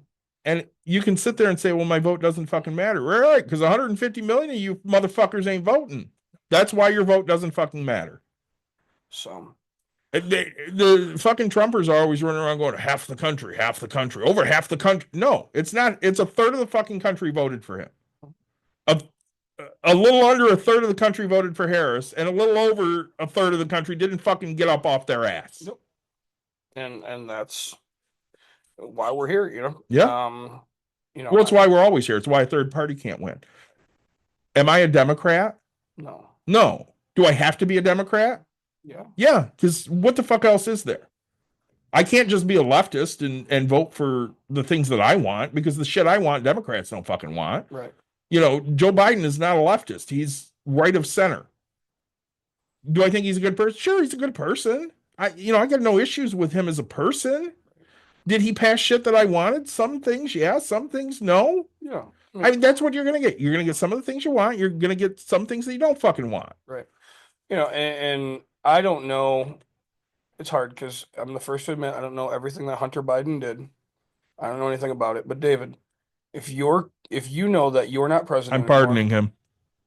And I'm doing the preemptive pardon like he did, where they can't touch him for 10 years. Exactly. Because all they want to do is throw him in jail because he's Joe Biden's son. Correct. It was a small weapons charge that they ended up convicting him on. Yeah. That's what they convicted him on. And they keep running around going, well, it's a witch hunt on Trump. No, it's a witch hunt on Hunter Biden because he's a fucking nobody. I've never heard of the guy until Biden became something, right? Until not even became something, until he started running for president. That's the only fucking time you heard about Hunter Biden. Yeah. You didn't hear about him when he was vice president. Nobody gave a shit. Nope.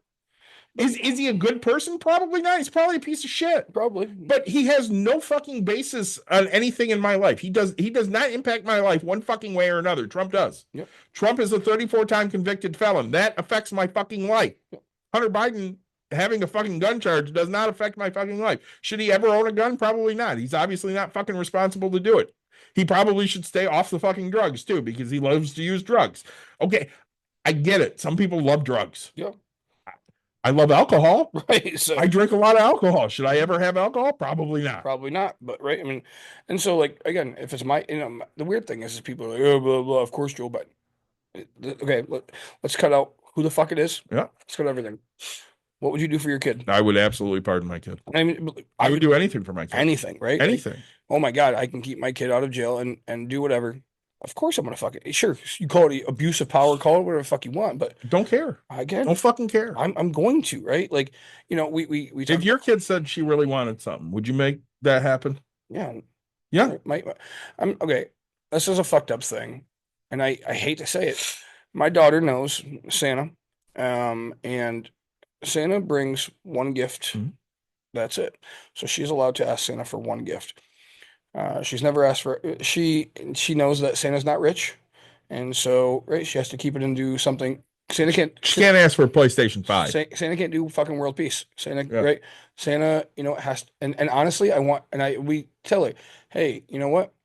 You can't ask for a PlayStation 5 because Santa has a budget, and if we take a PlayStation 5, then what are they like? You know what? Okay, so let's think of something that we want. That's the thing, right? Sure, she was 3 and asked for fucking purple potatoes. Yeah. This year, right? She finally, I want a Zen garden. Okay. You know what? I bet Santa could fucking do that. Yep. Right? Santa can do that. And I'm very glad that you asked Santa for fucking.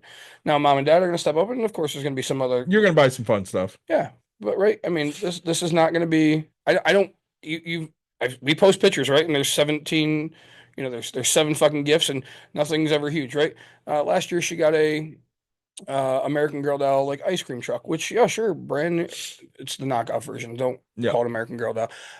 Right. And sure, brand new, it's $100, but you know what? Santa might have found it fucking used for 40, and it had every part. And so guess what? Santa did have a $40. So like, that's the most expensive thing she's ever asked for, and Santa's gonna make that one thing happen, right? Yeah. Like it's just weird how Santa does that type of stuff. But like she's raised in this sense of things, right? And so it blows I will do anything for my kid, not even just financial, but like, right? My kid needs something. She's gonna have that something, right? That's why we talk about money and what my worth is. My worth is to be able to give my kid the fucking things that she always needs, sometimes the things she wants. Is a ticket to Taylor Swift ridiculous? Yes. Was I stupid for doing it? Yes. Would you have done it? No. You don't think so? I didn't do it. I'm not trying to be an In arrogant. my situation. Not trying to be an arrogant asshole. No, but in my situation. Wouldn't have done it. No? No. See, and I didn't hesitate. I know. And that's fine. I'm not saying you're wrong. Right. You asked me if I would do it. No. I looked at everything this year. Mm. I'm like, this kid's had a really shitty year. Mm. This is one thing that, and again, Don't get me wrong.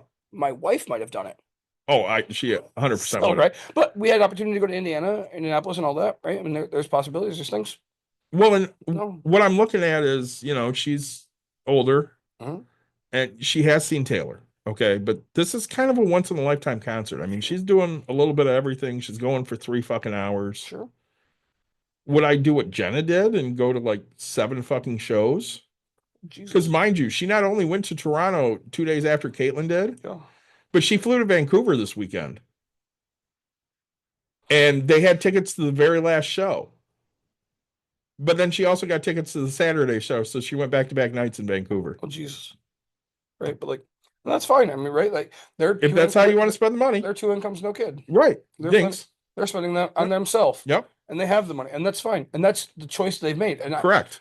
sure, I mean, don't get me wrong. I bought myself fucking $400 worth of fucking bourbon today. Right? I'll spend money, but nope.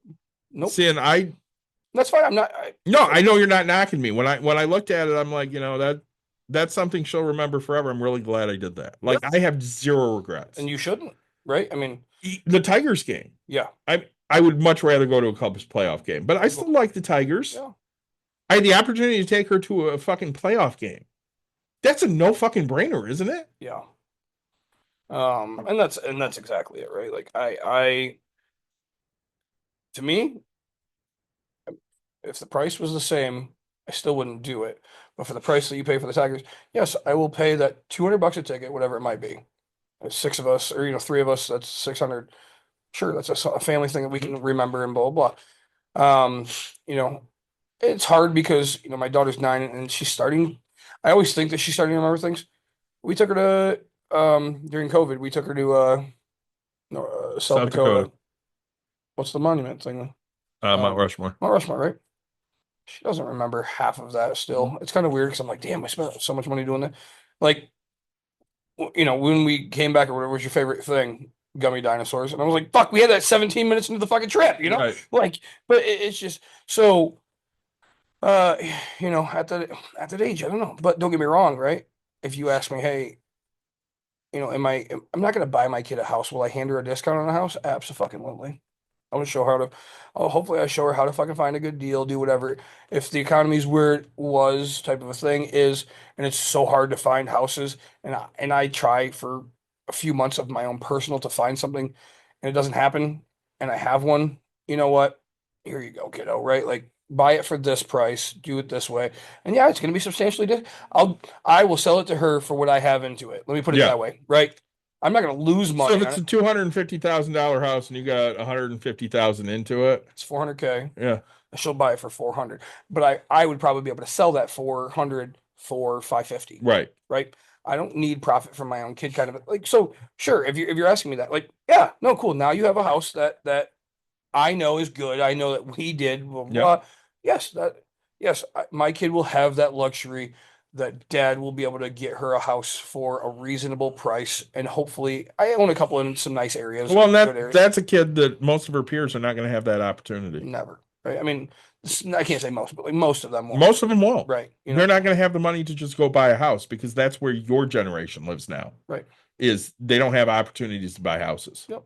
I get it. But they have opportunities. They're just not willing to go find the opportunity to do it. Well, again, they want things yesterday. I won't say they want things to drop in their lap, but they want the perfect deals, and the perfect deals aren't out there. You're going to have to take a place that you may not like. Yeah. And you're going to have to fix it. Well, and here's the thing. My buddy Jeremiah and I were talking about it, and I said, I wanted to have a conversation with Ben Mala, which is, go YouTube him. I think he's great. He's fantastic. And I was like, but the problem is I started asking myself the questions that I wanted to ask him, because it's like $100 for an hour to talk to him. I was like, it's just like cool. Like, this guy's worth 500, 250 million bucks, like real estate, right?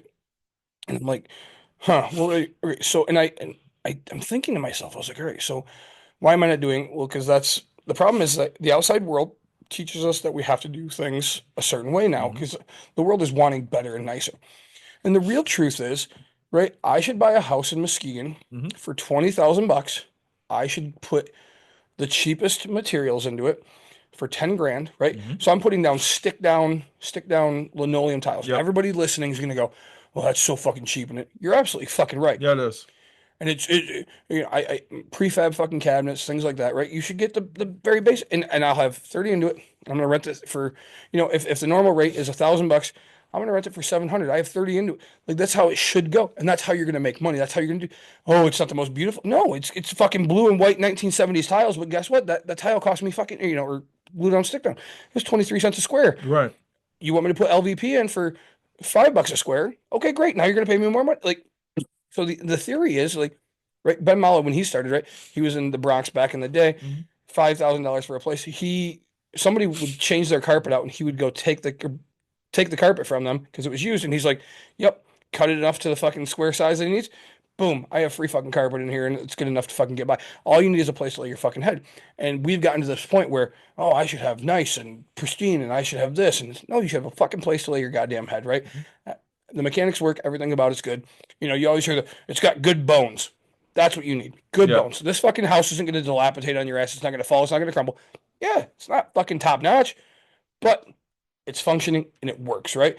You don't need a fucking $250 Moen fucking faucet that, you touch and it fucking does what it. No, you need a $29 fucking Home Depot special faucet that turns on and the fucking water comes out. Yep. That's what you need, right? A want is a fucking Moen faucet you can touch. So, right, that's how things should be done in theory, but now these people are like, I want to get the most rent. I want to offer the best place. people aren't going, hey, I want to just fucking live in a place. There are people out there, and those are the kind of people that I go for. Yeah. Right. You want somebody that's like, I can afford $900. I just need a place to put my head. It's exactly, hey, I have basic things in here. You're getting basic things, right? Sure. Can I paint When I was a renter, I never looked at what fucking type of sink I had. I didn't give a shit. Right. Does it work? Yes, it works. Okay. Yep. And you walk. I never looked at the fuck.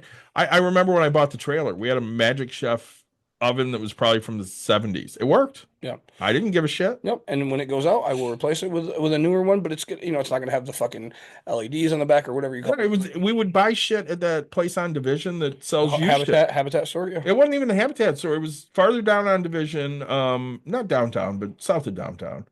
Probably down by Burton.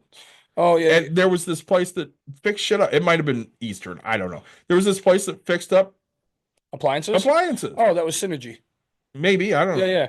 And you would instead, it would have been like a $500 stove originally, but it's older and they fixed it and it's $100. $100, yep. So, and that's it, right? It functions. It does the job it needs to, and it's safe and secure, right? Yep. Like that's what you need to put in. I wasn't looking to spend a shit ton of money. I was looking for what can get me through for a few years. Right. Can I make this happen? Right. And don't get me wrong, like I did that for a while when I first, I'd buy a fucking Craigslist or Facebook refrigerator that was somebody's garage one. And great, it worked and it got me by. And then I got tired of fucking hauling them, and I was like, all right, you know what? I do have 200 extra bucks. I'm just gonna fucking have them deliver it, and now I don't have to worry about it.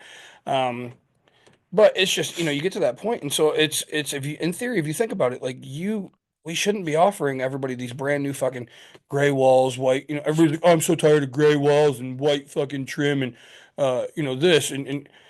But A, it sells, and B, like it's functioning. Like don't fuck. Like I don't care if the fucking wall's green, yellow, purple, blue. If they buy the place, they can paint it whatever the fuck they want. Exactly. Until then, hey, you know what? Just live in it and enjoy it. And if you want the color change so much, guess what? Cans of paint are, I don't know. I don't even know how much. $20, right? $25, maybe. Right? I mean, so if you go, oh, you should use Behr paint and blah blah. But I remember when I started out, I was buying fucking paint from Walmart for $7.88 per gallon. Mm-hmm. It might have gone up now. I don't know. That's what I would do. I'd buy a few of those, paint the fucking place, and it's, it'd last, right? I was doing all the work. I was doing what I didn't give a fuck if it was Behr paint or fucking Walmart paint.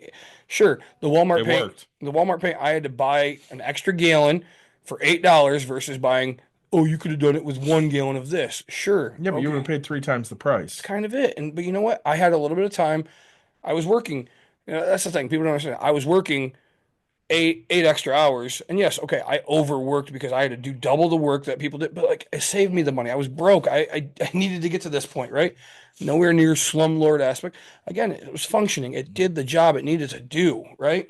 At the end of the day, that's what you need. That's exactly it. And I mean, you and I have had that talk when it comes to like hotel rooms. Yep. I need a place I can sleep. The cruise. Her and I fought about the fucking. You give me an interior room, I don't give a shit. All I'm doing is sleeping there. I don't fucking care. That's exactly it, right? I finally gotten her to go, well, I can do interior if it's promenade. I'm still paying more money for that than I fucking need to. I don't need to fucking see out a window. I'm perfectly fine with a fucking closet. If I need to see out a fucking window, guess what? I'm gonna get my ass out of my room and I'm gonna go sit in the any of the fucking million places and look at the fucking boat. Well, and she's not claustrophobic, but she's like, I'll be claustrophobic. No, I'm the fucking claustrophobic one. I'm a big dude. I had an interior room, right? How often was I in my room? You weren't. You were there to sleep. That's it. I got up, fucking pissed in the shower, and fucking walked out, right? It's so I say that because that's an actual thing. I'm not afraid to admit that, right? Like these fucking toilets on this thing is like tiny, and it's so low to the ground. I'm like, the shower is so much easier to pee in, and I could just rinse it out. Like, so my Courtney was like, I'm fine with it, right? And I was like, this is okay to me. But right, that's how it is. I mean, I'll make anything work, right? When I had to use the restroom, I would go down to the fucking one in the basement, because it had so much more space. And I'm like, great, now I can use. You go find one of the handicap ones. That's exactly it, right?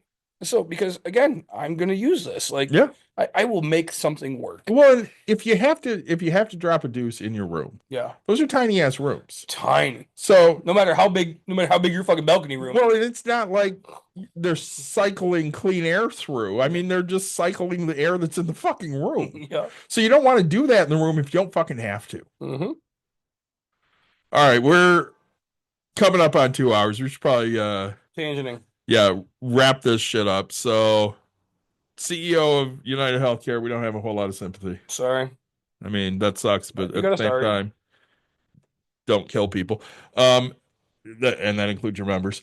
We'll be talking more economic stuff in the coming months because I expect a whole lot of changes coming. And I'm worried about. Hopefully, it's for the good. Hopefully. So, I mean, if it is, I'm happy to say I was fucking wrong. so I didn't say it in the beginning, but I'll say it now. So, as always, like, subscribe, share, tell your friends, tell your family. That's how we get viewers, and that's how we get people to sponsor us. And we're hoping to come out with that. David, speaking of sponsorship, thank you so much for letting me try some garage beers. The classic light, I really enjoyed it. The lime, I'm glad I tried it. Right. So, again, thank you for it. Absolutely. I'm glad you enjoyed it. I really love the lime, and the classic's fine as well. But again, they make different beers for different people. Yep. And if you're looking for a valued price light beer, this is a great way to go. Because it's going to cost you a little more than a Bud Light, but it's going to taste maybe a little better. Yeah. So, hopefully next week. We hope to be back next week. We're going to start, ramping up. We're going to do year in review in the next week or two. Yep. I know we have a couple guests that have reached out that we're going to try to book. I got to touch base with them again. We have a former guest that was on when they were buying a house that's looking to get into cutting bills and maybe rentals at some point that we're going to talk to and kind of see where their head's at. So we got some stuff coming up. If you have ideas for shows, please hit us up because we're always trying to talk about things you want to hear about. And as Nick says, tell your friends, tell your family. We want to get bigger. We like talking to you guys. So we'll talk again soon, and have a good one.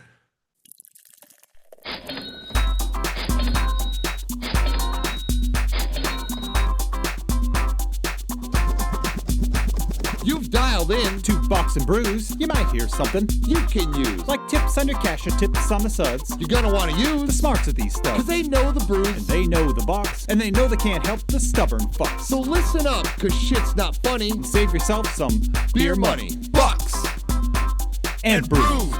Bucks and Bucks brews. and brews. brews. Bucks and brews.